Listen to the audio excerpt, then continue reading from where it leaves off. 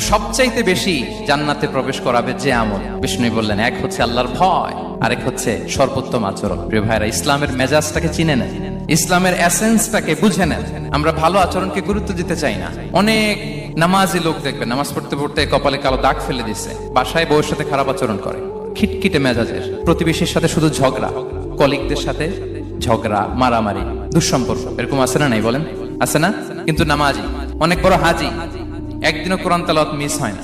তো এত আবাদত করেও সে ইসলামের আসল এসেন্সটাকে ধরতে পারেনি। বিষ্ণু বললেন, সবচেয়ে বেশি জান্নাতে প্রবেশ করাবে যে দুটি আমল, একটি হচ্ছে তাকওয়াল্লাহ, আল্লাহর ভয়, আরেকটি হচ্ছে উত্তম আচরণ, সর্বোত্তম আচরণ। তো আমরা যেন উত্তম আচরণের অধিকারী হই, আমার স্ত্রীর সাথে যেন ভালো আচরণ করি, প্রতিবেশীর সাথে যেন ভালো আচরণ করি, ছেলে মেয়েদের সাথে যেন আমাদের অ্যাটিটিউডটা ভালো থাকে, আচরণটা ভালো থাকে, কলিগের সাথে যেন ভালো থাকে। বিশ্বনবীর আচরণ যেমন ছিল তেমন আচরণ যেন আমরা গড়ে তুলতে পারি। আওয়াজ করে পড়ুন আমিন। শুনানে আবু দাউদের এক